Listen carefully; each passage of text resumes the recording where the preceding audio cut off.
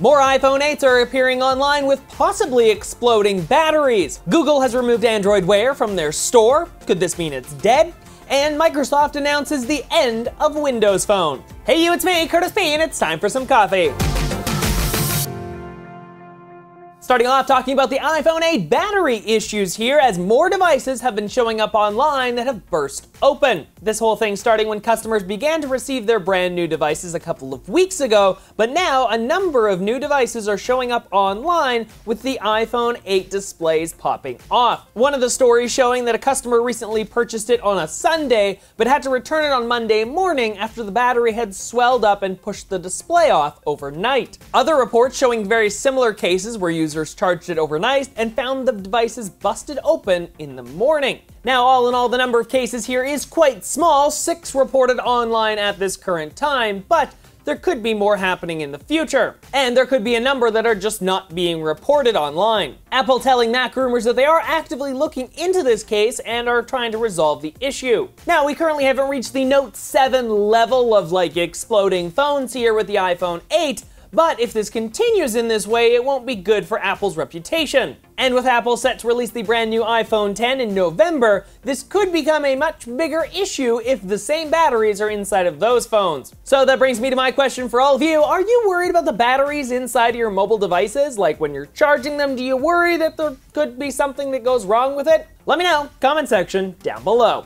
Next up, into some quick related news, everyone, we get our first look at the iPhone X packaging. A Reddit post showing up this weekend shows off the leaked photo of the brand new iPhone X packaging here. Overall, the design is fairly similar here, with the iPhone X on the front here with its lock screen showing up to highlight that brand new facial lock system. iPhone X pre-orders start at the end of the month, and the first devices will begin to ship in November. Sonos has announced a brand new Sonos One as they partner with Amazon to bring Alexa to the Sonos world. The great home speaker system now gets even better with built-in Amazon Alexa support. You can stream Apple Music, Spotify, Amazon Music, Pandora, Audible, Tidal, iHeartRadio. There are tons of different music sources you can stream to these devices. And of course, you can ask many different questions or control smart devices in your house, all with Alexa. Dropbox got a very interesting redesign recently, announcing a brand new redesign to their platform last week, adding a whole lot more color and style. The brand new logo is a little less box-like and a little more modern with the diamonds,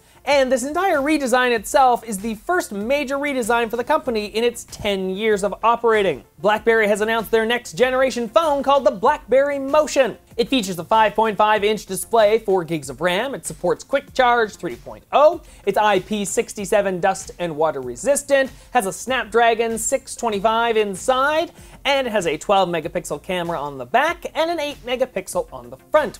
Overall, it looks like a very nice phone. It runs Android, though unfortunately I wasn't able to figure out what version of Android, and it'll be coming out in the near future. Keeping with the phone-related news, everyone, some shocking news coming out this weekend from a Microsoft executive stating Windows Phone is basically dead. After a year without an update, Joe Belfour has tweeted that Microsoft is no longer developing new features for the platform, and along with that, no new hardware will be created. So basically, the only thing the company is doing right now with its mobile platform is simple bug fixes for right now. So they're gonna keep the devices running for some time, but they're not developing any new features. Now, this overall shouldn't come as a surprise, as Microsoft cut thousands of jobs from its mobile sector last year. And recently, the company even dropping its idea of mobile first. Instead, they've moved to a cloud first based system. Belfour even admitting on Twitter that he switched to an Android device very similar to Bill Gates. Now, Microsoft is also working on bringing its popular mobile apps to all of Android and iOS,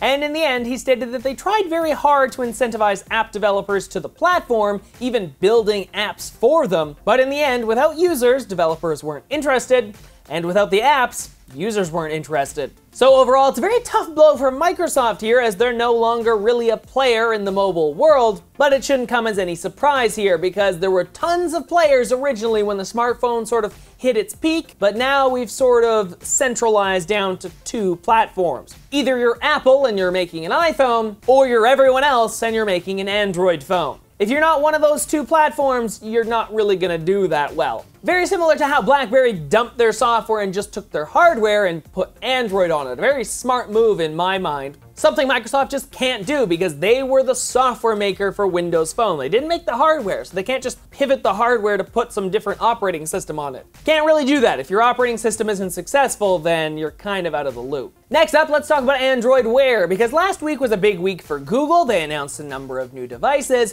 but one omission from their website was Android Wear. A very interesting note that last week on Wednesday, when Google updated the website with all of their new devices, Android Wear was nowhere to be found. The device is no longer being highlighted on Google's website. Now, originally Google's store did have a decent collection of Android Wear devices, but the company says they're moving all of that over to Amazon because in the future they want the Made for Google store to just be Google-made devices. In a statement provided to 9to5 Google, the company confirmed they removed Android Wear from the store simply because Google does not make any hardware or have any brands part of their Made for Google program.